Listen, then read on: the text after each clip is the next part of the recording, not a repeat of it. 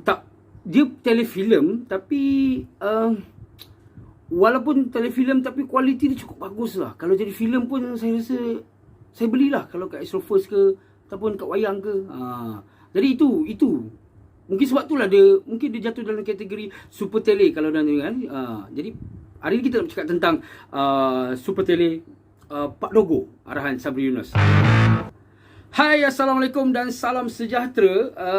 Bersama saya lagi Abang Beruang dalam ulasan Abang Beruang, dan ini adalah ulasan filem. Ya, saya kena sebut ulasan filem sebab ada juga saya buat video-video unbox review lah, ulasan mainan, ulasan komik ke, terpulang lah untuk minat masing-masing. Tapi yang penting memang ini adalah channel untuk saya mengulas sesuka hati apa saja saya ulas, kerana saya sukakan makan beberapa ulas durian. Okey, tak ada kaitan. Okey, jadi hari ini kita nak cakap tentang telefilm ataupun telemovie Pak Dogo yang saya berjaya tonton di Astro Citra.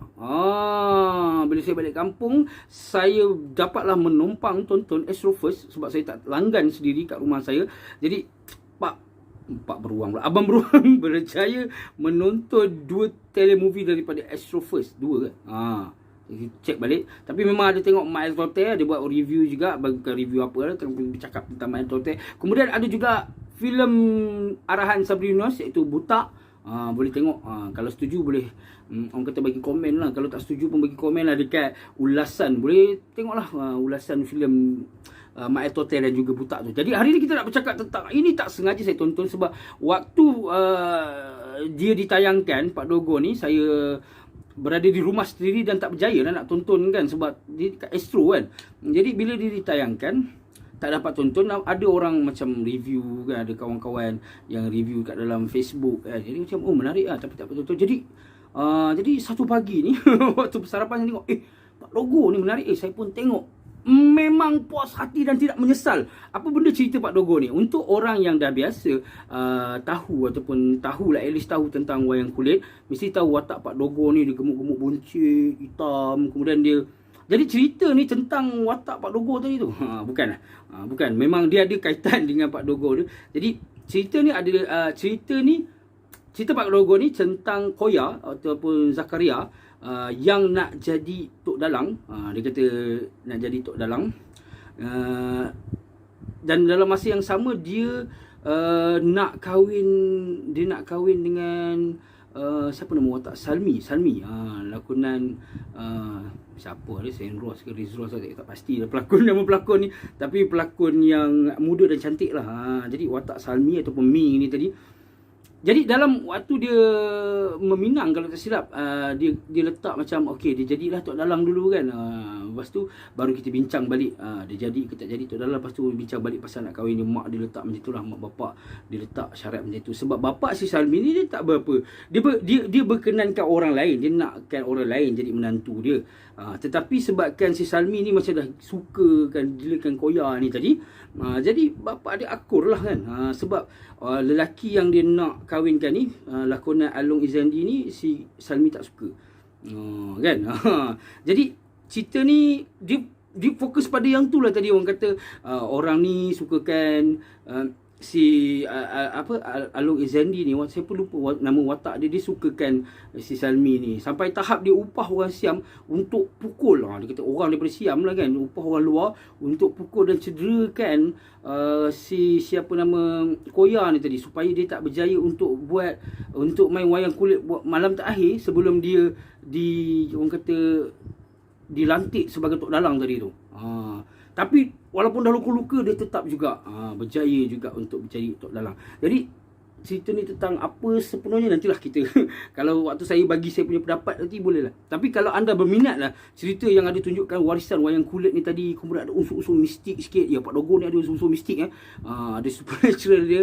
Jadi bolehlah tengok. Kemudian cerita ni pun ada konflik, orang kata aku suka dia berebut perempuan tadi tu adalah, tapi tak adalah berebut sangat pun, sebab yang seorang dia je suka, yang ni orang ni dah suka si Koya dengan Salmi ni, memang sama suka dah nak kahwin. Jadi konflik-konflik yang itulah. Kemudian cerita ni pun ada juga tunjukkan, kita masuk pada pendapat saya lah. Saya berpendapat, saya sangat sukakan cerita ni. Pertama sebab jalan cerita dia nice. Orang kata dari segi penceritaan dia cantik lah. Bagaimana Sabri Yunus, pengarah tadi, boleh orang kata tonjolkan sesuatu tentang wayang kulit which is yang saya cakap tadi, Pak Dogo ni ada unsur mistik. Saya baru tahu bila saya tonton ni kan. Dan Tok Dalang ni level-level macam Tok Bongo, Tok Pawang jugalah. Dengan menggunakan wayang kulit tadi apa semua. Dia boleh, saya cuma tahu wayang kulit ni macam hiburan sebab kita dulu tak ada TV kan. Jadi dulu ada wayang kulit. Kalau kita tengok wayang kulit ni macam animasi juga. Dengan menggunakan alih suara kan. Orang cerita Pak Dogo ni, dia Pak Dogo ada watak dia, kemudian dia ada, dan ada ceritanya. Jadi itu yang saya tahu tentang wayang kulit. Jadi bila saya tengok cerita Pak Dogo ni yang seronok ni, saya dapat tahu lagi yang macam mana dalam tu dia tunjuk Tok Dalang ni macam satu level juga. Tetapi sebabkan dia kata moden, walaupun kat situ orang menghormati Tok Dalang, orang kata orang nampak Tok Dalang ni ada, sampaikan orang nak berubat pun, nak pelepah angin kan, ada istilah tu kan pun, panggil untuk buat wayang kulit tadi tu. Dia macam tu, untuk berubat pun gunakan main wayang kulit kat depan rumah. Orang panggil, jemput, buat ni. Jadi ini adalah waktu di mana orang masih lagi pandang benda tu, tapi ada juga orang nampak macam benda ni dari segi agama kan macam, oi apa benda, ada. Jadi bapak boleh katakan watak bapak Salmi ni mungkin tak berapa suka sebabkan tu. Mungkin lah. Tapi dia tak selalu tunjukkan yang tu lah. Dia tak ada nampak dia tak berapa suka, tak benci. Sebab bapak dia ni, kita tengok pakai kopiah. Selalulah bapak si Salmi ni. Kemudian yang si ni pula, dia nak jadi Tok Dalang. Something like that. Dia masih lagi respect. Tapi part-part mistik tu, dia kurang berkenan. Sebab mungkin spoiler lah, saya tak nak lah spoiler, tapi dalam cerita ni ada benda-benda tu semua. Dan yang saya sukanya, bila ditunjukkan dekat dalam ni, ditunjukkan Pak Dogo ni lebih tau. Sebab dalam orang kata dalam cerita ni pun dia kata Pak Dogo ni orang kata orang tua keramat. Dia sebut dalam tu kan, orang tua keramat.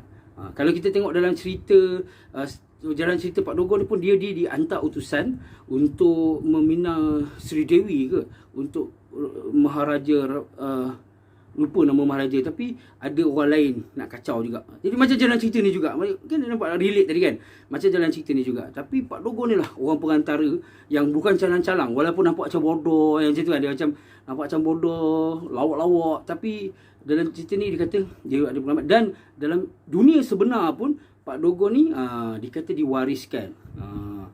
Dalam cerita ni tadi ditunjukkan yang Pak Dogo ni adalah orang kata ada penunggu dia, something like that lah, ada saka dia dalam tu kan.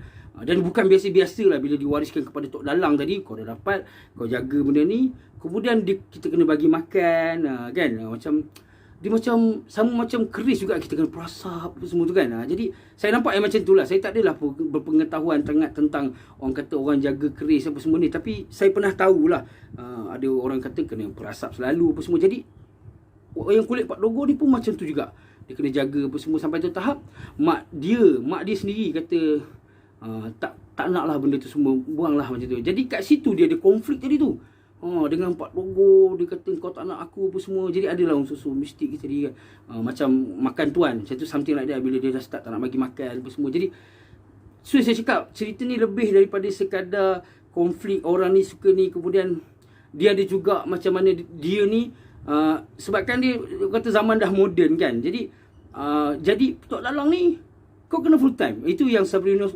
bekas watak Pak Do ni, bekas Tok Dalang sebelum si Koya ni, dia cakap kalau jadi Tok Dalang ni, kalau jadi Tok Dalang sungguh, dia kata memang sampai ketua memang mengetuk gitu lah. Dia cakap macam tu lah. Jadi dia beritahu jadi itu adalah konflik. Kata jadi Tok Dalang ni memang kena jadi Tok Dalang saja, tak boleh cari makan macam ni apa semua.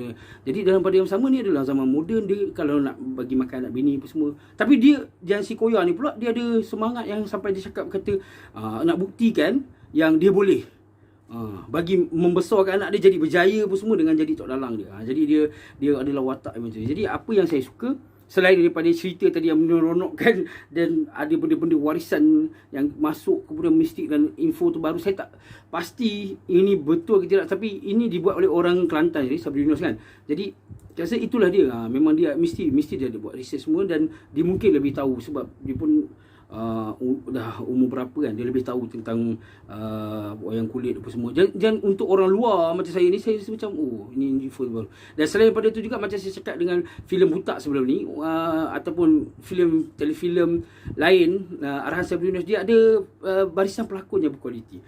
Selain daripada dua watak Koya dan juga Salmi yang tak mengganggu, lakonan yang tidak mengganggu, memang cukup baik.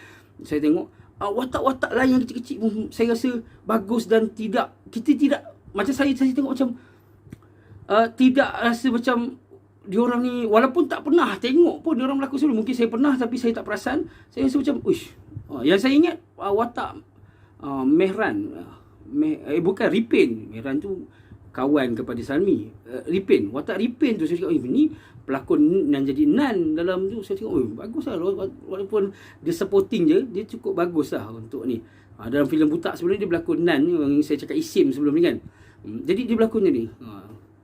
Dan bila saya search nama pelakon tu, Saidi Sabri, kalau tak silap saya. So dia anak kepada Sabri Yunus. Okey, macam patutlah dia ada dua berlakon, dan sebelum-sebelum ni pun pernah berlakon dengan Sabri Yunus. Cukup bagus lah. Saya macam pelakon pembantu cukup bagus. Even yang lainnya macam watak pembantu seperti mak kepada Koya tadi pun cukup bagus. Dia tidak berlebih-lebih. Kemudian bapa, saya suka tengok bapa dia macam mana pengarah buat watak bapa yang tak suka menantu ni. Ada menantu pilihan tapi dia tidak cukup, kita tidak membenci tau watak tu. Macam mana watak tu dibawa dengan harmoni. Macam mana nak cakap dia tunjukkan, okey, yang si Along Izzendi ni, kalau saya silap saya minta maaf lah. Dia selalu datang, orang kata selalu datang, tapi dalam masa yang sama dia cuba tolak jugalah. Selalu datang rumah ni, duduk dekat dengan Pak Ngah ke apa nama watak tu kan. Dia cakap, aku tak suka lah begini-gini. Dia macam walaupun dia suka lagi dia ni, tapi dia tak suka lah dengan cara orang ni buat ni macam ni. Dan dia tidak macam bila dia menolak pun, dia tidak membenci orang ni, terlalu membenci orang ni. Dia tegur elok, walaupun dia dengar orang ni duk bawa cerita kan, dia kata dia ni ada buat guna-guna lah apa benda, tapi dia jumpa mak dia cakap elok-elok.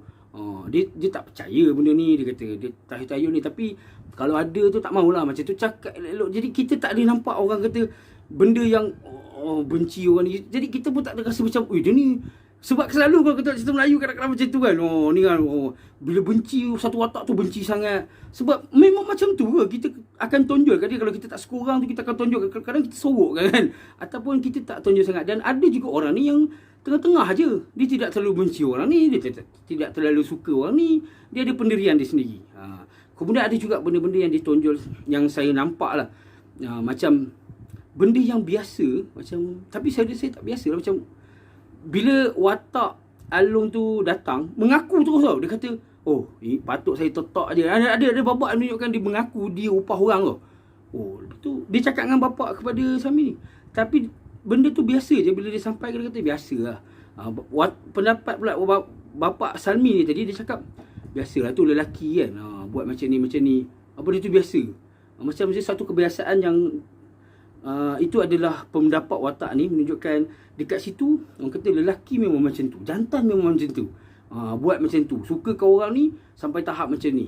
Sedangkan pada saya, bila saya tengok macam teruk kot, upah orang pukul lah. Jadi ada sesuatu yang kita tengok, mungkin dalam culture tu biasa.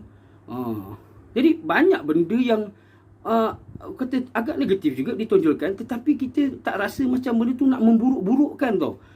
Itu kehebatan pengarah ni. Kita rasa benda tu ditonjolkan dengan harmoni, dan kita rasa macam benda ni memang benda betul.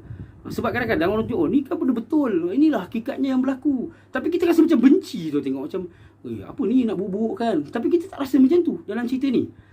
Nak buruk-burukkan ke, ni nak tunjukkan wayang kulit ni apa benda orang khurafat syirik. Tak, kita tak rasa betul. Kita tunjukkan sebab dalam ni ditunjukkan macam mana benda tu adalah daripada dulu-dulu lagi, dan ada yang masih bawa, ada yang jadi benda warisan kan, macam tu kan. Dan ada juga yang dah tak follow, ada juga yang masih lagi percaya.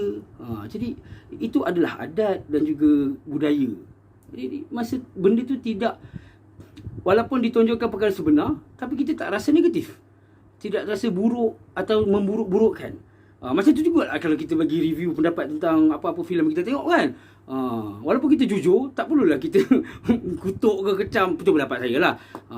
Hanya kerana kita cakap bodoh lah filem ni, sampah lah, itu menunjukkan kita jujur ke? Kalau kita bagi pendapat filem ni tidak teruk, itu pun jujur juga kan. Jadi itu sajalah saya nak bercakap. Orang kata Abang Buram bercakap tentang filem Pak Dogo. So sebenarnya terlalu banyak lah benda yang saya dapat bila tonton filem ni. Saya suka lah bila tonton filem, kita dapat banyak benda kan. Selain daripada tengok benda-benda yang orang kata warisan apa semua, adat budaya. Tadi ada juga benda-benda negatif orang kata, macam tadi unsur mistik tadi tu. Kemudian dalam cerita ni juga ada twist. Ni hujung-hujung lah begitu. Ada twist tentang watak utama protagonis tadi, watak baik tadi tu. Kita ada watak jahat dan baik tadi kan, yang cuba menghancurkan hubungan tadi tu. Dia pun ada twist juga. Dan twist ni pun buatkan kita rasa macam, dan twist ni yang akan membuatkan kat hujung ni jadi peleraian lah yang sempurna untuk telefilm Pak Dogo ni tadi. Dia kira macam, adakah semuanya kena happy ending? Saya tengok dengan orang lain, dia rasa macam, takkan macam tu, apa jadi dengan ni? Macam sebab kebanyakan orang kadang-kadang dia mengharapkan happy ending kan. Tapi cerita ni tak bagi anda, kita tak bagi protagonis tu happy ending. Tapi inilah ending yang sepatutnya. Sepatutnya saya cakap ni adalah kita peleraian sempurna ataupun penutup yang sempurna untuk telefilm Pak Dogo ni. Jadi kalau anda ada Astro Citra di rumah, berpeluang untuk tonton, tengoklah. Dan kalau anda tengok ada pendapat anda lain, rasa macam apa benda tak best pun cerita ni macam tu, terpulang anda boleh komen ke. Dan kalau anda dah tonton sampai habis ni, terima kasih. Dan kalau anda belum subscribe Ulasan Abang Beruang.